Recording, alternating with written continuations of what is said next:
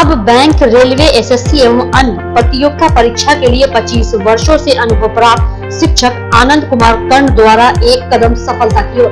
अपनी सफलता सुनिश्चित करने हेतु आइए आज ही ज्वाइन करें कर्ण classes, Nag Mandir, Mishra Tola, Darbhanga. Darjeeling public school, Kabirchak, Darbhanga. Darjeeling के शिक्षकों के द्वारा संचालित अंग्रेजी माध्यम के वर्ग नर्सरी से 10वीं तक की एक उत्कृष्ट विद्यालय, एसी एवं नॉन एसी हॉस्टल की भी सुविधा उपलब्ध। नए सत्र के लिए नामांकन प्रारंभ। जल्द संपर्क करें।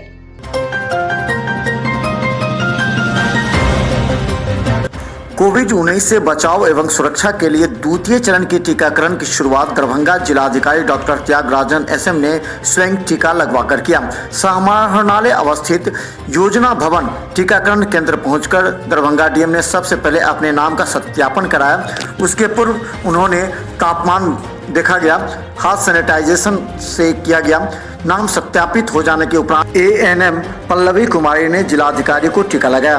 जिलाधिकारी के टीका लेने के उपरांत अपर समाहर्ता सहित कई अन्य अधिकारियों ने भी कोरोना वायरस का टीका लगाकर लोगों को एक संदेश दिया।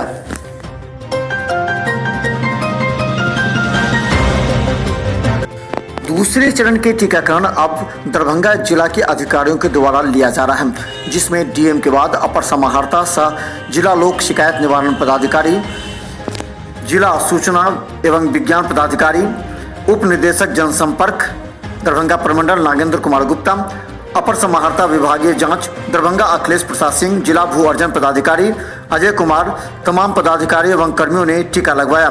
दरभंगा जिले के सभी प्राथमिक चिकित्सा केंद्र में द्वितीय चरण का टीकाकरण किया जा रहा है, लेकर संदेश दिया गया।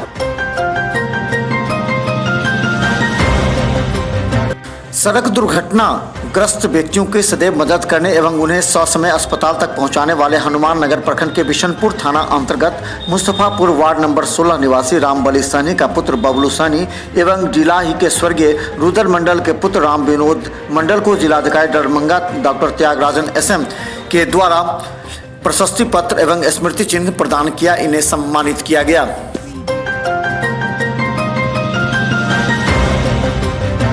Darbhanga DM doctor Tyagarajan SM द्वारा आज जिला कल्याण कार्यालय दरभंगा का निरीक्षण किया गया।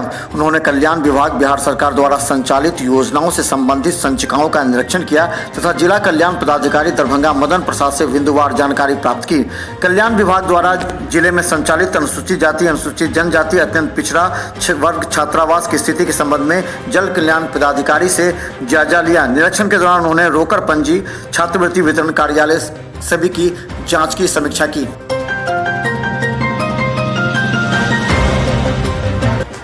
दरभंगा में कोरोना वैक्सीन को लेकर के दूसरे चरण का टीकाकरण प्रारंभ हो गया है।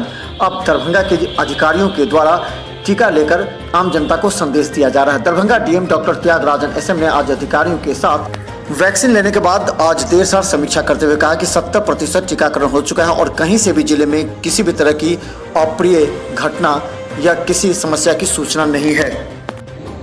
आज खुशी की बात है कि पहला चरण हमारे जिला में बहुत ही सफलतापूर्वक रहा।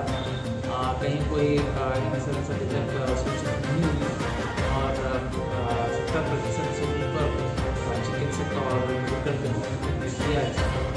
28 दिन बाद दूसरा डोज दिया जाएगा। कोविशील्ड हमारे यहाँ सेकेंड स्टेज आज चालू हुआ है और कलेक्ट्रेट पुलिस लाइन में नगर में आज चालू कराया गया। इसके अलावा पहला चरण को छूटे लगा लास्ट डे, तो इसमें आज कलेक्ट्रेट से मेरे द्वारा शुरुआत की गई है और मैंने भी टीका लिया। मैं आपके माध्यम से लोगों को आश्वस्त करना चाहूँगा कि कोविड दोनों वैक्सीन के प्रयोग में है काफ़ी सुरक्षित, कहीं कोई दिक्कत नहीं है। अफवाह पर ध्यान नहीं दें और लोग बेफिक्र आकर के वैक्सीनेशन और इस बीमारी से हम लोग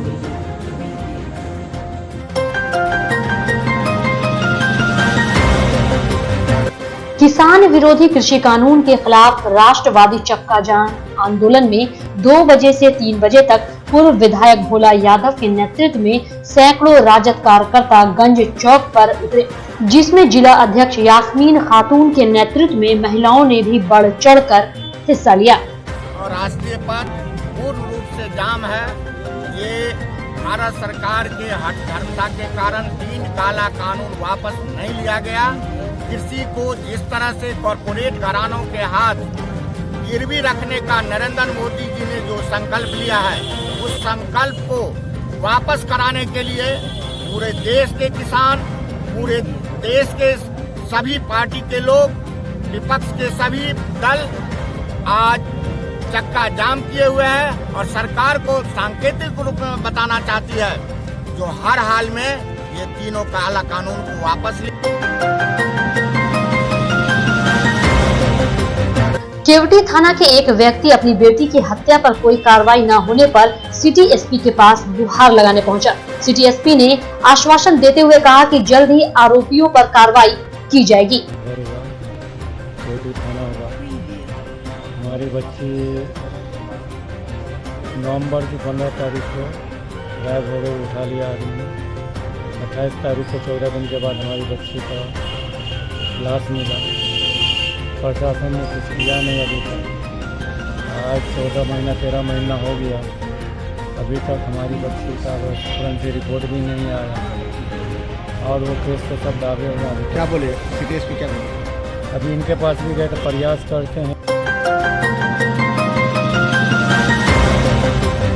दरभंगा डीएमसीएच के इमरजेंसी वार्ड के सामने फ्लू कॉर्नर बनाया गया है। आज की बात करें तो 20 लोगों का जांच किया गया, वहीं कल 2 मरीज पॉजिटिव पाए गए। जानकारी के लिए आपको बता दें कि यहां सुबह 10 बजे से रात के 10 बजे तक जांच होता है। और सेकेंड शिफ्ट में अभी तक जो है मिला के 20 लोग। कितने बजे रात तक काम करते हैं आप लोग? तो हम यहाँ का 24 घंटा सेंटर चालू रहता है जी मेरा 2 से 10 है। जी। और 2 बजे के बाद रवि प्रकाश जी का है।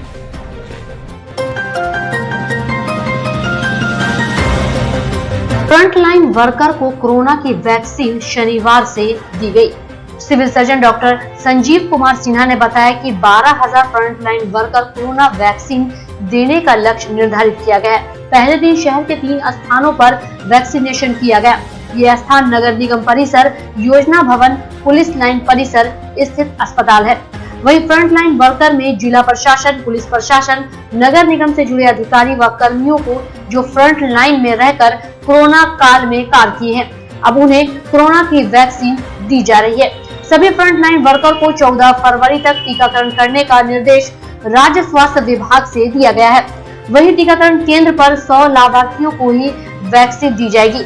ज्ञात हो कि कोरोना की वैक्सीन वैसे ही फ्रंटलाइन वर्कर को दी जा रही है जिसका नाम पहले से पोर्टल पर रजिस्ट्रेशन किया गया हो। किसी भी परिस्थिति में ऑफलाइन टीकाकरण नहीं किया जाएगा।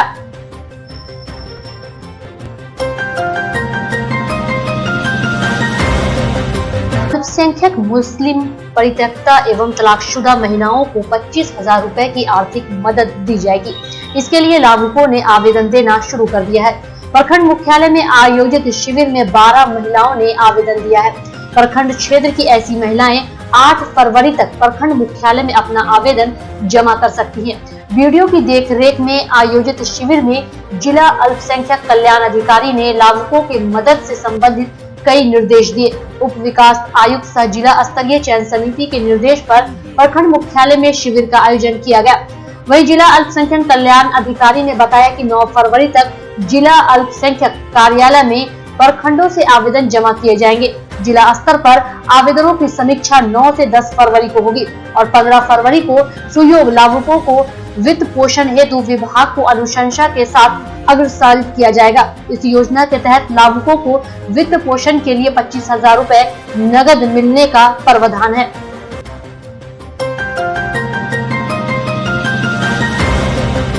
किसान विरोधी तीनों कृषि कानून व बिजली बिल अधिनियम 2020 की वापसी के लिए आंदोलनरत किसानों व मीडिया के पत्रकारों पर मोदी सरकार के बर्बर दमन के खिलाफ किसान संघर्ष मोर्चा के राष्ट्रव्यापी आह्वान पर 6 फरवरी को दिन के 2 बजे से 3 बजे तक चक्का जाम के कार्यक्रम को बहादुरपुर प्रखंड के मिर्जापुर चौक पर भाकपा माले के नेतृत्व में जाम कर कार्यक्रम को सफल किया गया।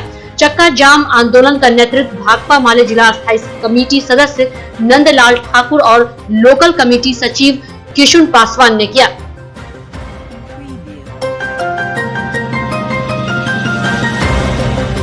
कछुआ चकौती कैंप के साथ सैकड़ों कांवड़िये शुभंकरपुर स्थित शमशान काली मंदिर से रवाना हुए। इस जत्थे में मैथिली के चर्चित गीतकार एवं भारत निर्वाचन आयोग के दरभंगा आइकॉन मणिकांत झा भी शामिल हैं। विगत करीब 33 वर्षों से माघी कांवड़ यात्रा में शामिल हो रहे मणिकांत झा बताते हैं कि मिथिला में माघ मास में कांवड़ यात्रा पर निकलने की परंपरा सदियों पुरानी है। उन्होंने कहा कि भगवान शिव एवं पार्वती के विवाह का उत्सव मिथिलावासी जहां महाशिवरात्रि के रूप में मनाते हैं, वहीं इससे पहले बसंत पंचमी को भगवान शिव का तिलकोत्सव के रूप में मनाए जाने की यह मान्यता रही है। इसी मान्यता के अनुरूप फसल कटने के बाद धान का शीश लेकर मिथिलावासी बाबा धाम की कांवड़ यात्रा पर माघ मास में निकलते हैं और मौनी अमावस्या को सुल्तानगंज से जल लेकर पैदल कांवड़ यात्रा करते हुए बसंत पंचमी को बाबा वैद्यनाथ पर चढ़ाते हैं।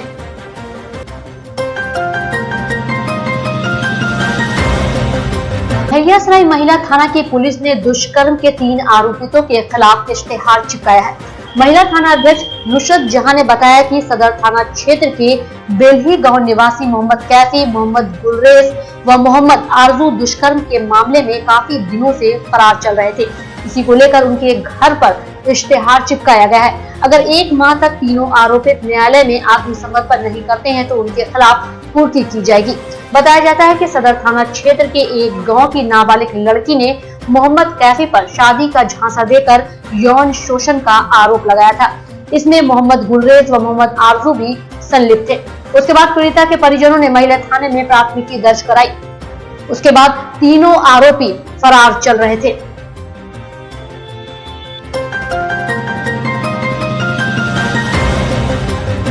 ललित नारायण मिथिला विश्वविद्यालय ने मोती महल परिसर में रिसर्च लैब के लिए निर्मित भवन में एडवांस रिसर्च सेंटर स्थापित करने का निर्णय लिया है। इस संबंध में प्रति कुलपति प्रोफेसर डॉली सिन्हा की अध्यक्षता में विश्वविद्यालय सभागार में विज्ञान विषय के विभागाध्यक्षों एवं उन विषयों के नए शिक्षकों की संयुक्त बैठक हुई। प्रति कुलपति ने कहा कि विश्वविद्यालय की पहचान उनके शोध की गुणवत्ता पर निर्भर करती है और शोध की गुणवत्ता का मानक गुणवत्तापूर्ण शोध पत्रों के प्रकाशन से माना जाता है। यदि शोध करने के लिए माहौल एवं आवश्यक उपकरण नहीं मिले तो शोध की गुणवत्ता कैसे हो सकती है।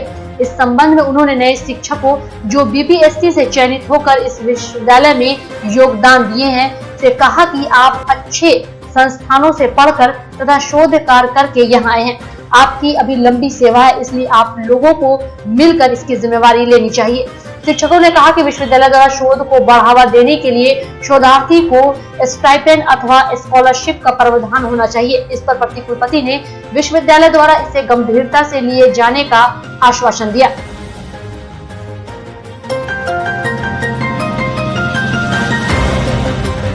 मिथिला स्टूडेंट यूनियन के आंदोलन का नतीजा अब कॉलेज के मुख्य द्वार पर दिखने लगा है, जिसमें सीएम आर्ट्स कॉलेज और एमएलएसएम कॉलेज के मुख्य गेट पर मिथिला अक्षर से कॉलेज का नाम लिखा जा चुका है। इस बाबत एमएसयू के विश्वविद्यालय प्रभारी अमन सक्सेना ने प्रेस रिलीज जारी कर सीएम कॉलेज और एमएलएसएम कॉलेज प्रशासन को इसके लिए धन्यवाद दिया है। साथ ही दूसरे कॉलेज से भी मिथिला अक्षर से कॉलेज का नाम लिखने की अपील की।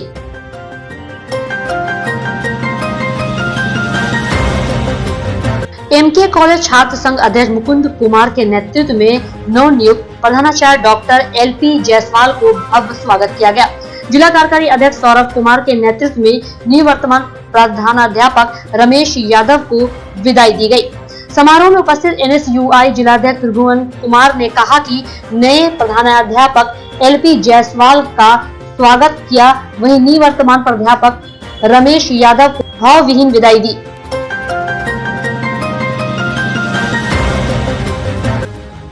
तीनों किसान विरोधी काला कानून के खिलाफ किसान मोर्चा के आह्वान पर दरभंगा में कई जगह अखिल भारतीय किसान सभा के कार्यकर्ताओं ने चक्का जाम किया। दरभंगा समस्तीपुर मुख्य सड़क को एकमी बाईपास चौक के पास किसान सभा के जिलाध्यक्ष राजीव चौधरी के नेतृत्व में जाम किया गया।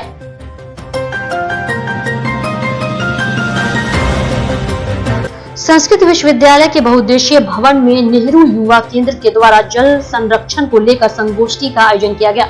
इस संगोष्ठी में मुख्य अतिथि के रूप में संस्कृत विश्वविद्यालय के कुलपति प्रोफेसर शशि नाथ झा मौजूद थे, जिन्होंने दीप प्रज्वलन कर इस कार्यक्रम की शुरुआत की। इस कार्यक्रम में नेहरू युवा केंद्र के अधिकारी एवं कई छात्र छात्राएं मौजूद थे। आए अतिथियों को मेमेंटो देकर सम्मानित किया गया, तो वहीं सभी अतिथियों ने जल संरक्षण के बारे में अपने अपने विचार रखे। वहीं नेहरू युवा केंद्र के द्वारा पूर्व में भी कई प्रतियोगिता का भी आयोजन करवाया गया था, जिसमें सफल प्रतिभागियों को प्रशस्ति पत्र दिया गया। केंद्रीय सरकार के युवा केंद्र के द्वारा आयोजित समारोह में कल गया जल संसाधन जे छै ओहि बारे में बहुत चिंतनीय छै। दूषित वातावरण भऽ गेलैए, जल शुद्ध भेट नहीं रहलैए, ओहिसँ स्वास्थ्य बिगड़ि रहलैए। ताहि चलते एहि पर ध्यान देबाक छै जे जल शुद्ध जल कोना भेटतै, कोना मनुष्यके प्राप्त हेतै।